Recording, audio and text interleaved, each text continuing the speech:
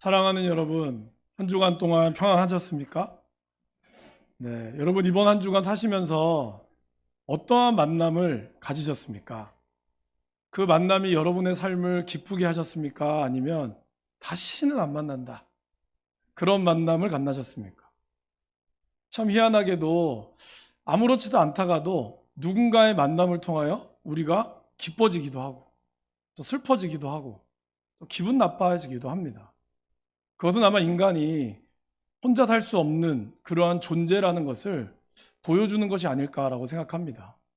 사실 사람에 대한 상처 때문에 그래서 혼자 살겠다라고 이야기하는 사람들도 결국에는 그 상처마저도 그리움이 되어서 만나기를 원할 때가 있다라는 것입니다. 이처럼 우리에게 이 만남이라는 것은 굉장히 중요합니다. 여러분 오늘 주일날 왜 오셨습니까? 우리가 주님을 예배하러 왔습니다. 그러나 한편으로는 또 뭐죠? 주님을 만나러 오신 거죠. 주님을 만나고 또 함께하는 우리의 믿음의 식구들을 반가운 얼굴들 만나기 위해서 여러분이 이곳에 오셨는 줄 믿습니다. 그 만남을 통하여 여러분들의 삶이 또 한 주간의 삶이 풍성해질 수 있기를 주님의 이름으로 간절히 소원합니다. 저는 오늘 말씀의 제목을 한 사람 그리고 두 사람으로 정했습니다. 그냥 뭐 세 사람 하면 될 거를 굳이 이렇게 뭐 시적인 표현처럼 했느냐 의아하실 분도 또 계실 텐데요. 오늘 등장하는 분은 총 5분입니다.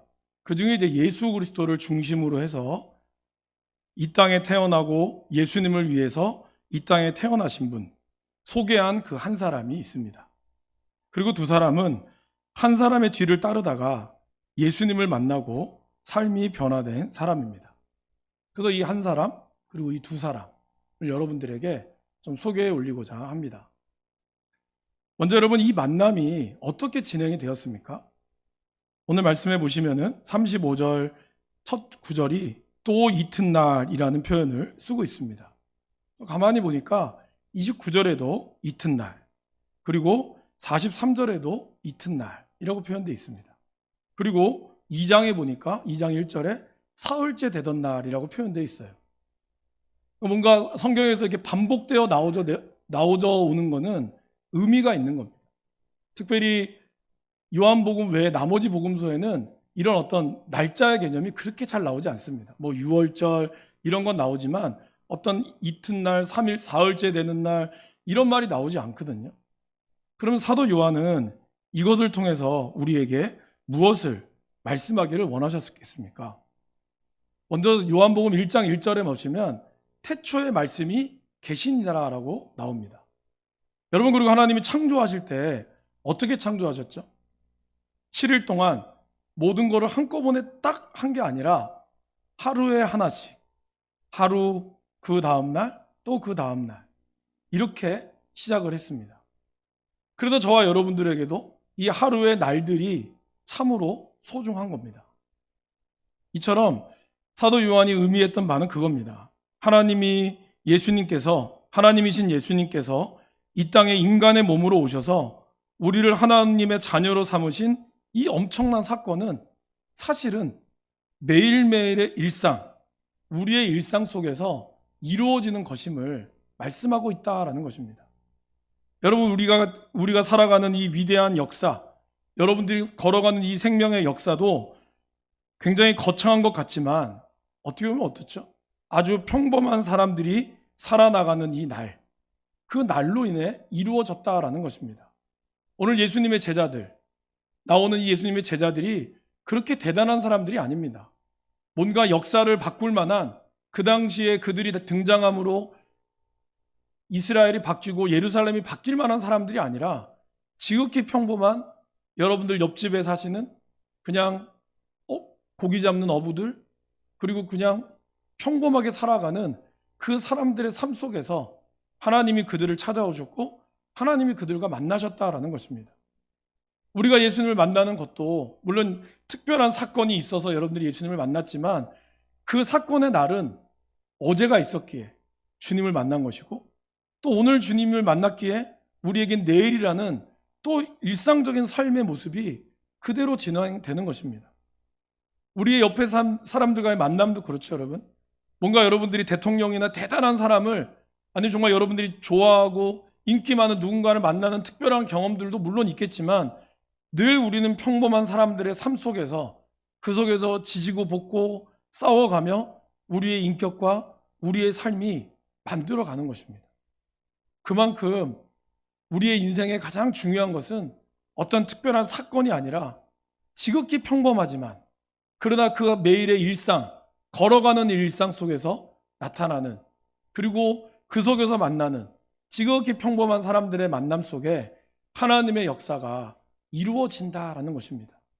그러게 여러분, 이 사도 요한이 우리에게 말씀하는 바는 그러게 뭘까요? 오늘 하루를 소중히 여기다라는 겁니다. 그리고 오늘 만나는 사람을 귀하게 여기다라는 겁니다. 그 다음날 하나님이 나타나시고 주님이 우리와 함께 하신다는 것입니다. 그런 의미에서 우리 옆에 계신 분을 한번 보실까요? 쳐다보시면서 당신과의 만남이 참 행복합니다. 나눌까요? 꼴 보기 싫으십니까? 네. 여러분과의 만남이 행복하고 참 소중하다는 것을 여러분들 잊지 않으시기를 바라겠습니다. 오늘 매일 예수님의 길을 예배했던 이 한 사람, 바로 그 사람은 세례 요한입니다. 세례 요한은 자신에게 오는 사람들에게 세례를 베풀었습니다. 많은 사람들이 세례 요한을 찾아왔고 그의 말씀을 들으며 은혜를 받았습니다. 그러나 세례 요한은 늘 무엇이라고 이야기했습니까? 자신은 메시아가 아니라고, 자신은 예수 그리스도가 아니다, 자신은 그리스도가 아니다라고 끊임없이 이야기했습니다. 자신은 주의 길을 곧게 하라고 외쳐진 그러한 소리일 뿐이다라고 이야기했고, 그 내 뒤에 오실 분은 그분의 신발끈을 풀기도 감당하지 못한다라고 말했습니다. 여러분, 그러다 갑자기 정말 예수님께서 오셨습니다. 29절 말씀에 보면 이튿날 요한이 예수께서 자기에게 나아오심을 보았습니다. 지금까지는 예수님을 그냥 소개만 했었거든요. 근데 정말 예수님이 자기에게 나아오심을 보았을 때 세례 요한은 무엇을 고백했습니까? 보라, 세상 죄를 지고 가는 하나님의 어린 양이로다. 그리고 또 그 다음 날이 되었습니다. 그 다음 날 제자들과 함께 있을 때 세례 요한은 또 이렇게 이야기했습니다. 보라, 하나님의 어린 양이로다. 근데 여러분, 이러고 나서 놀라운 일이 벌어졌어요. 그게 뭘까요? 제자들이 그의 세례 요한의 말을 듣고 어떻게 했죠? 예수님을 따라갔습니다. 37절에 나오는 그의 말을 듣고 예수를 따르거늘이라는 이 따른다는 뜻은 호기심으로 따라간 게 아닙니다. 늘 세례 요한이 이야기했던 예수님이 눈앞에 나타나니까 저분이 정말 예수님이에요? 한번 가봐야지? 이게 아니에요. 여기서 이야기하는 따르거늘이라는 뜻은 온전히 주의 제자가 되겠다라는 의지의 표명입니다. 여러분, 이럴 때 여러분들의 기분이 어떠시겠습니까? 한번 상상을 해보십시오. 여러분들이 정말 이야기하는 많은 사람들이 사람 속에 여러분들을 따르는 여러분들 추종자가 있어요. 그런데도 그 사람은 늘 겸손하게, 나는 아무것도 아닙니다, 정말 내 뒤에 아니면 나에게 영향을 미친 아주 훌륭한 사람이 있습니다. 그런 사람을 막 소개하면서 나타나죠. 근데 그때 정말 그 사람이 나타나요. 그러면은 우리가 그렇게 얘기할 수 있겠죠. 저분이 내가 이야기한 그분입니다. 근데 사람들이 그 이야기를 듣고 나를 늘 따르던 그 사람이 갑자기 나를 버리고 그 사람을 따라가는 거예요. 여러분 같으면 어떠시겠습니까?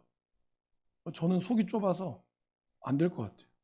평생 내 뒤를 따라오고 내 제자가 되었다고 하는 사람이 이제 그 한마디에 그냥 호기심도 아니고 완전히 따라갔을 때 어떨까요, 여러분?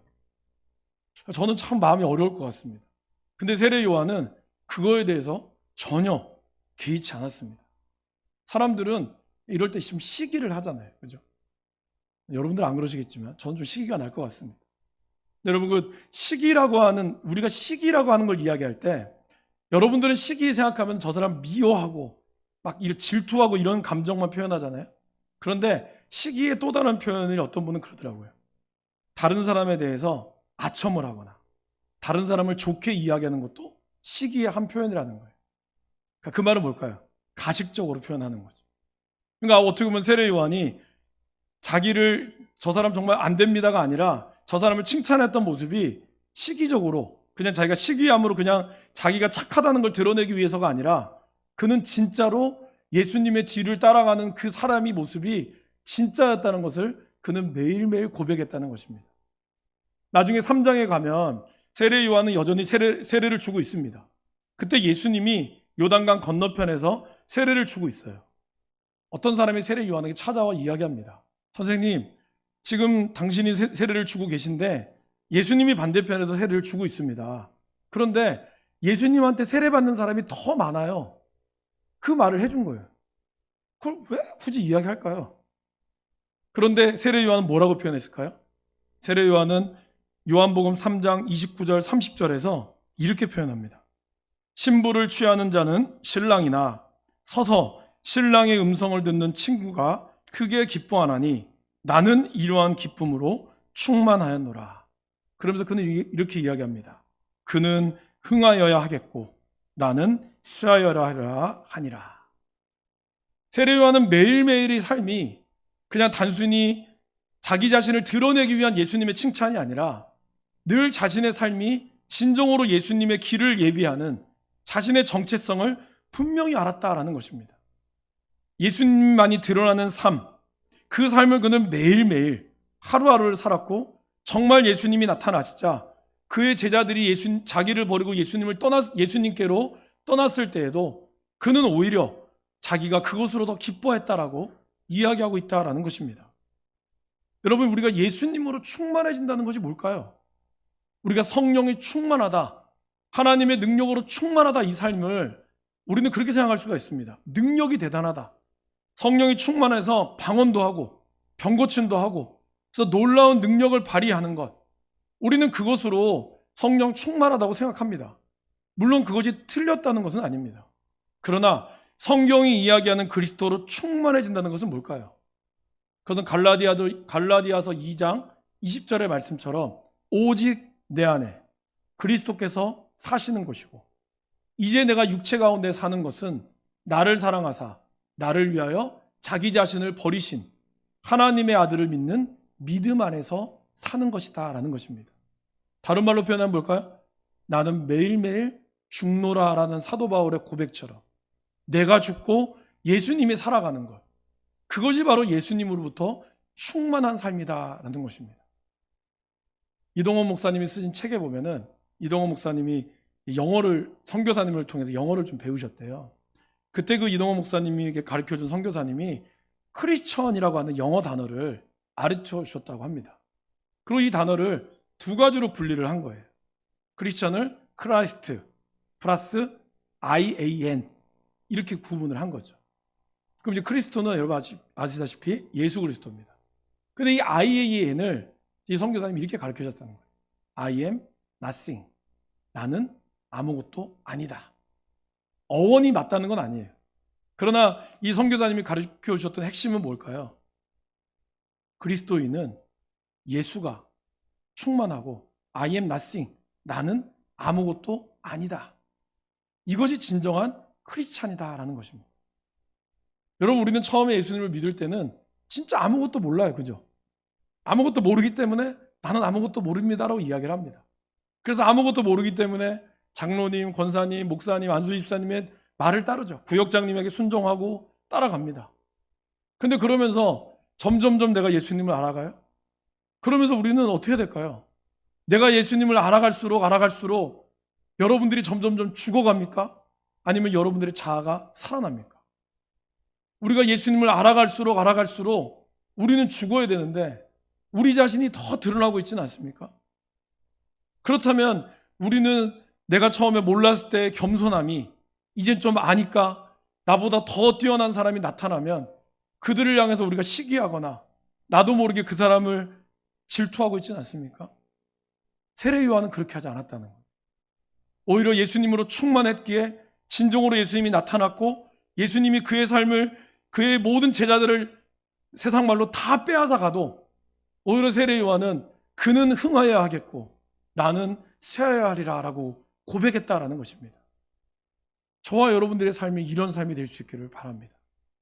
예수님께서는 이렇게 말씀하셨죠.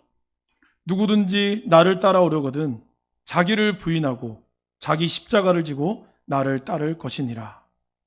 우리 모두 세례 요한같이 진정으로 예수 그리스도만이 드러날 수 있는 그러한 크리스찬, 그러한 예수 그리스도의 제자가 될 수 있기를 간절히 소원합니다. 이제 세례 요한을 통하여 두 사람이 나타납니다. 그 중에 한 명은 바로 안드레입니다. 안드레는 누굴까요, 여러분? 안드레는 베드로의 동생이죠. 그런데 성경에서 가만히 보시면요, 안드레를 안드레로 소개하지 않아요. 뭐라고 소개할까요? 오늘 40절 말씀에 보면 두 사람 중에 하나는 시몬 베드로의 형제 안드레라라고 표현합니다. 또 요한복음의 또 다른 말씀에도 보면요, 안드레를 소개할 때 이 사람 안드레입니다 이렇게 표현하지 않고 어떻게 한다고요? 이 사람은 시몬 베드로의 동생 안드레입니다 이렇게 표현한다는 거죠. 그 말은 무슨 뜻일까요? 안드레가 그렇게 다른 사람, 그 당시의 사람들한테 알려지지 않은 거예요. 시몬 베드로 하면 아 베드로 알죠, 그의 동생이에요 이 뜻입니다. 여러분들도 여러분 가족에 유명한 사람이 있으면 뭐라고 얘기하죠? 자기 이름 얘기하기 전에 이렇게 얘기해요. 아 당신 누구십니까? 아 네, 저희 아버지가 국회의원입니다 이렇게 얘기해요. 먼저 자기를 드러내기보단 먼저 아는 사람을 이야기하죠. 그만큼 그 유명하다는 걸 얘기합니다. 반대로 이야기하면 안드레도 그랬다라는 겁니다. 사도 요한이 썼을 때 안드레를 소개할 때는 바로 누구의 동생, 시몬 베드로의 동생이라고 표현하고 있다는 것이죠. 그만큼 안드레는 성경에서 안드레라고 하는 이름은 이 안드레밖에 없어요. 뭐 마리아도 두 분이시고 막 그렇잖아요. 근데 안드레는 딱 이분밖에 없음에도 불구하고 성경의 기자는 쓸 때 시몬 베드로의 동생이라고 쓸 정도로 안드레는 예수님의 첫 번째 제자 그룹이었지만 그는 그렇게 알려져 있지 않은 인물이었다라는 것입니다. 안드레라는 이름의 뜻은 남자답다랍니다. 그래서 실제로 안드레는요, 남자다움, 이러한 묵직한 울림을 준다라고 할 수 있습니다. 오늘 세례 요한이 예수님을 소개할 때 보라 하나님의 어린 양이로다라고 이야기했을 때 두 제자가, 그 중에 한 제자가 바로 안드레가 예수님의 말을 듣고 따라갑니다. 그리고 따라왔을 때 예수님이 물으시죠. 무엇을 구하느냐? 그때 이 안드레가 뭐라고 얘기합니까? 라삐어 어디에 계시오니이까? 그 말을 그냥 이렇게 생각하면 주님 어디 사세요? 이렇게 물어보는 정말 평범한 대화겠지만 이 계시오니이까라는 이 답이 헬라어적인 이 질문이 굉장히 중요합니다. 왜냐하면 요한복음에서 여러분들이 잘 아시는 주님이 내 안에 거하고 내가 주님 안에 거하면 우리가 무엇이든지 원하는 대로 이룰 것이다. 이 거한다라고 하는 헬라어 단어와 같은 단어입니다. 곧 안드레는 세례 요한의 선생님의 말을 따라서 예수님을 만나자 내가 당신과 거하기를 원한다라는 의미를 담고 있다는 거예요. 그리고 예수님이 그에게 와 보라 라고 말씀하셨고, 그리고 39절에서도 계신 데를 보고 그날에 함께 거했다라고 얘기합니다. 그 말은 뭘까요? 그냥 잠깐 머물렀다가 간 것이 아니라 그분의 삶을 그분이 거하기를 원했고 거했다라는 거예요. 그렇게 예수님 안에 거하고 나서 그가 내린 결론은 무엇이었습니까? 41절에 우리가 메시아를 만났다라고 얘기했다는 거예요. 처음에는 랍비였어요. 그죠? 처음에는 랍비여 어디 계시오니까 이렇게 물었는데 그 짧음의 거함의 시간 속에 그는 어떻게 했습니까? 메시아를 만났다라고 묵직한 울림을 주며 베드로에게 얘기했어요. 좀 약간 경상도 남자 같죠, 여러분? 다른 말 필요 없어요. 그냥 야 예수님 만났다, 메시아를 만났다, 가자. 딱 그 한마디 한 거예요. 뭐 길게 이리저리 예수님 모습이 어떻고 필요 없어요. 그냥 딱 그렇게 만나고 베드로를 데리고 왔다라는 겁니다. 여러분 안드레가 이러한 모습이 참 멋있죠? 안드레의 모습은 여기에 있지 않습니다. 또 한 군데 더 있어요. 예수님께서 많은 사람들이 예수님의 말씀을 듣고 이제 배가 고파하니까 예수님이 어떻게 하시죠? 이 5천 명의 사람을 어떻게 먹여야 될까? 그러면서 이제 빌립에게 묻죠. 빌립을 시험코자 이 사람을 어떻게 먹여야겠느냐? 그때 제자들이 뭐 사람들이 이렇게 많고 돈 줘서 먹게 합시다라고 얘기했을 때 한 사람이 그럽니다. 주님, 여기 한 꼬마애가 보리떡 5개와 물고기 2마리가 있습니다. 그리고 그거를 데리고 온 사람이 누굴까요? 그가 바로 안드레였어요. 그리고 또한 6월절에 예수님을 만나기를 원했던 이방인들, 사실 6월절은 유대인에게 있어서는 구원의 절기이기 때문에 유대인들 고유의 명절입니다. 그런 고유의 명절에 예수님을 찾아온 이방인, 참 쉽지가 않죠. 그런데 그 헬라인을 요한복음 12장에 빌립을 통해서 소개받은 헬라인을 예수님께로 데리고 온 사람이 누구였을까요? 바로 안드레였습니다. 안드레는 비록 이 세 번이 답니다. 그리고 사실은 안드레보다는 우리가 기억하는 베드로, 시몬 베드로는 아주 놀라운 3,000명을 기적의 역사를 해서 사람들을 회개시켰고 사도 바울과 같이 놀라운 일을 펼쳤습니다. 안드레는 사실은 그거밖에 안 했어요. 그러나 이 안드레가 없었다면 과연 베드로가 있었을까요? 우리는 사도 바울을 기억하지만 사실 사도 바울에게는 바나바가 있었고 아나니아가 있었습니다.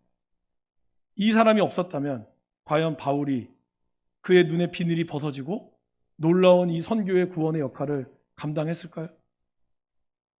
여러분, 교회를 다니시는 분들이라면 아마 무디 선교사님 얘기를 한 번쯤은 들어보셨을 겁니다. 근데 여러분, 에릭 킴벌이라고 들어보셨습니까? 못 들어보셨죠? 에릭 킴벌은 구두 수성공이었던 무디에게 구두를 닦으러 왔다가 이 사람을 보고 당신 예수님을 믿지 않겠습니까? 라고 복음을 전했던 사람입니다. 그 복음으로 무디가 예수님을 받아들였고 그는 세계의 놀라운 부흥사의 역할을 감당했다라는 것입니다. 사실 우리 모두는 베드로가 되길 원하죠. 이왕 전도하면 뭐 몇천 명 전도했으면 좋겠고 그렇게까지는 아니라도 많은 사람을 전도하기를 원하고 사도 바울과 같은 그러한 삶 느끼를 원합니다. 그것이 또 능력의 척도가 된다고 사람들은 생각해요. 목회자가 오면 성도가 몇 명이냐, 이거에 관심이 많죠. 특별히 우리 이 시대의 남자들, 우리 대한민국의 남자들의 삶의 능력의 기준은 무엇입니까? 지금은 많이 바뀌었지만 능력의 기준이 뭐예요? 얼마 받냐, 그리고 어디 사느냐, 지금 아이들이 어느 대학 나왔느냐, 결혼해서 지금 어디 사느냐.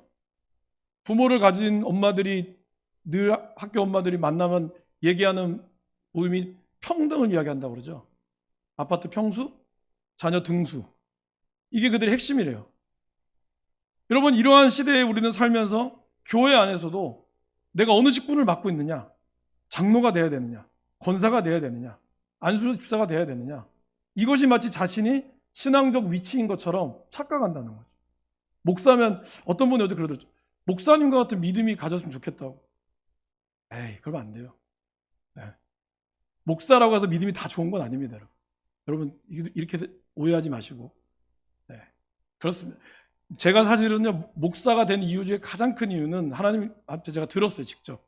네가 목사가 안 되면 예수를 안 믿을 것 같아서 내가 널 목사를 시켰다고. 제가 그 말에 참 공감합니다. 네. 제가 과연 목사가 안 됐으면 제가 이 주일날 여기 여러분들처럼 이렇게 앉아서 예배를 드렸을까? 아, 쉽지 않을 것 같아요. 그만큼 우리는 뭔가 사회적 지위가, 그리고 어떤 교회의 규모가 우리의 교회의 믿음의 성장, 성령의 부흥의 역사라고 생각합니다.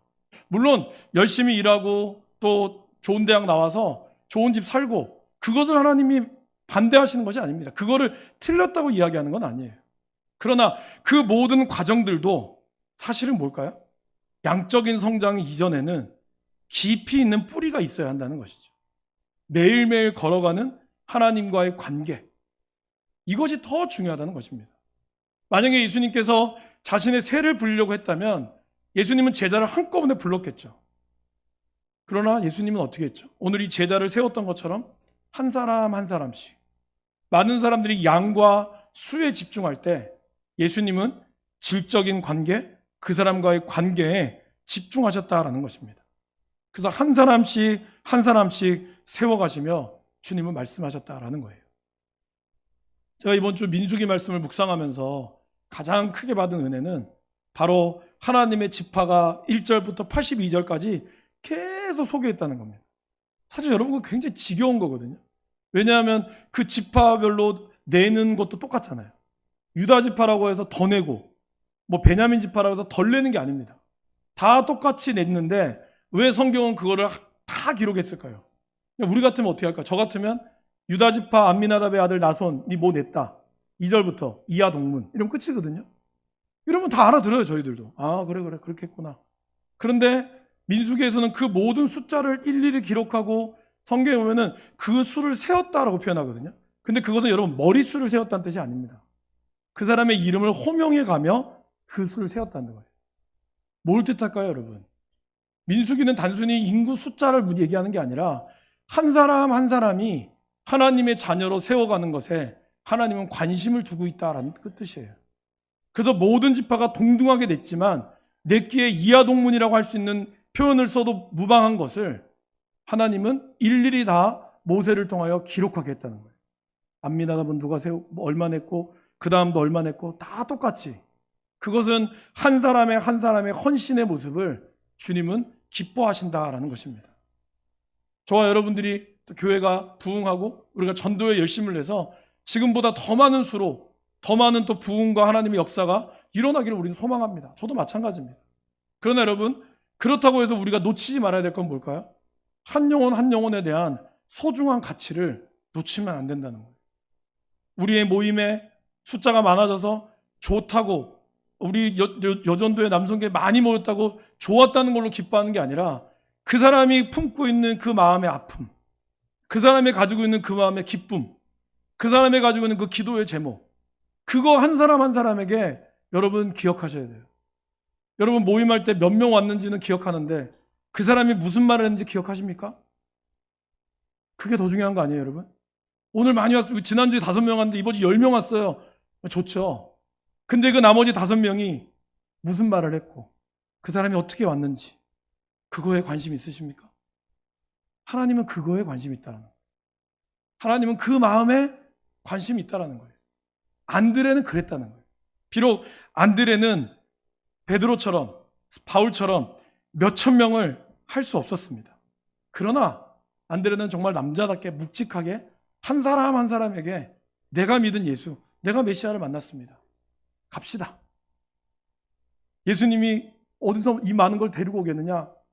이 5천 명을 다 돌아다니지 않았겠어요? 돌아다니면서 안드레가 혹시 빵이나 뭐 갖고 있는 사람 계십니까? 물어보지 않았겠어요? 그리고 그 사람을 찾았을 때 주님, 여기 꼬마애가 가지고 왔습니다. 근데 있을 수 있을까요?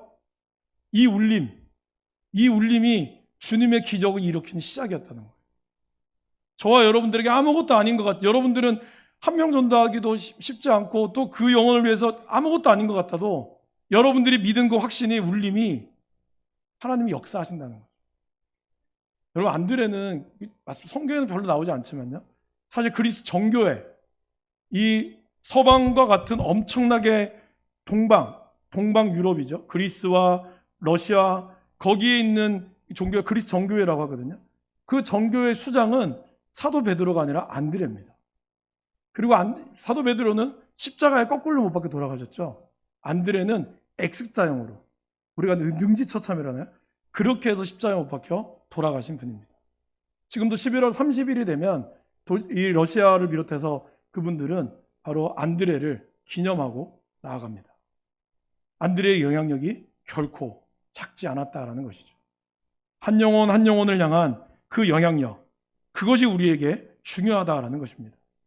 사도 바울은 고린도전서 13장 6절에 너희가 깨어 믿음에 굳게 서서 남자답게 강건하라라는 말씀을 합니다.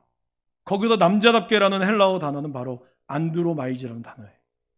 바로 안드레와 같이 묵직하게 행하라. 남자들이여 힘을 자랑하지 말고 어떻게 하라고요? 그 다음 절이 그겁니다.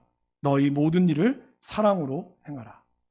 진정한 남자다움, 진정한 강건함은 바로 사랑으로 행하는 그 모습을 의미합니다. 우리가 생각하는 남자, 힘세고 뭔가 큰 소리 치고 그런 허세 부리는 게 아니라 진정으로 하나님 앞에 안드레처럼 묵직하게 매일매일의 일상을 걸어나가는 것입니다. 사랑하는 여러분, 더딜지라도 한 걸음씩 한 걸음씩 내가 믿는 바 예수님을 향하여 전진하고 나아가는 것입니다. 평생 기도해야지라고 얘기하잖아요. 그거는 오늘의 기도, 여러분들이 오늘부터 드려지는 그 기도에서부터 시작하는 것입니다. 나는 거룩한 삶을 살 거야. 그래서 거창한 계획을 세우지만 당장 오늘 여러분들에게 미치는 작은 유혹을 이겨내는 것으로 시작합니다. 다이어트는 하루 10kg 빼야지 이렇게 해서 빼는 게 아니죠. 조금 오늘 먹을 세 끼를 반만 줄이고 그렇게 시작하는 거죠. 그런데 많은 분들이 오늘까지만 먹고 내일부터 살 빼리라. 그렇게 하다가 다 저같이 되는 겁니다. 하루하루의 그 삶의 소중함이 있다라는 것이죠. 사랑하는 여러분, 이러한 안드레의 모습처럼 여러분들이 살기를 원합니다. 안드레는 마지막에 이런 기도를 드렸다고 합니다. 그의 X자의 십자가 위에서 오 그리스도 예수여 나를 받아 주옵소서. 내가 보았던 그분, 내가 사랑했던 그분 안에서 나는 내가 될 수 있었습니다. 주님이시여 당신의 영원한 나라의 평안 가운데 나의 영혼을 받아 주옵소서. 아무도 기억하지 않았지만 그가 아가야에서 순교할 때 그 순교가 바로 러시아와 그 동유럽을 변화시키는 그 놀라운 일이 있었다라는 것입니다.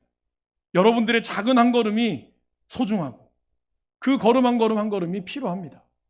베드로와 요한, 물론 사도 바울처럼 놀랍게 복음을 전하는 그런 강력한 은사가 있는 분도 필요하지만, 그러나 오히려 교회는요, 작지만 작은 가운데서도 한 사람 한 사람에게 집중할 수 있는 그 사람이 더 필요하다라는 것입니다. 우리 모두가 그러한 모습이 되기를 간절히 소원합니다. 마지막으로 사도 요한을 설명하고 마칠까 합니다. 사도 요한은 오늘 여러분 말씀에 드러나지 않았지만 두 제자 중에 한 사람이 바로 사도 요한입니다. 사도 요한의 별명은 우레의 아들이죠. 그리고 사도 요한은 굉장히 애살이 많았던 것 같아요. 왜냐하면 최후의 만찬에서 예수님 품에 안겼던 자, 그게 사도 요한이거든요. 그리고 예수님께서 사랑하시는 자, 그가 사도 요한이었어요. 사도 요한은 엄청난 부자입니다. 그의 아버지 세베대는 품꾼을 둘 정도로, 배에다가 품꾼을 둘 정도로 굉장한 부자였습니다. 그리고 그는 야망이 넘쳤죠. 여러분, 세베대의 어머니가, 그죠? 세베대의 아들들의 어머니가 예수님을 찾아와서 어떻게 하죠? 하나님, 당신의 우편에 내 아들을, 좌편에 내 아들을 하잖아요. 그래서 그 첫 번째 아들이 바로 야고보고 두 번째 아들이 바로 사도 요한이죠. 그러한 사도 요한의 삶, 그렇게 야망이 있고 아주 불같은 성격이었지만 결국 그의 삶은 어떻게 끝났을까요? 하나님께서 우레의 아들이었던 그의 모습을 사랑의 사도로 바꾸면서 요한 1, 2, 3서를 기록하게 했습니다. 그리고 예수님의 육신의 어머니인 마리아를 그의 어머니로 모시도록 했죠. 그리고 여러분, 모든 11제자들이 다 순교할 때 사실 사도 요한은 순교하지 못했습니다. 그는 90세까지 살면서 마지막 밤모섬에 유배되어 요한계시록을 쓰고 예수님께 주시는 마지막 승리의 메시지를 기록하고 그는 거기서 늙어 죽었습니다. 다 삶의 모습이 다 다르죠.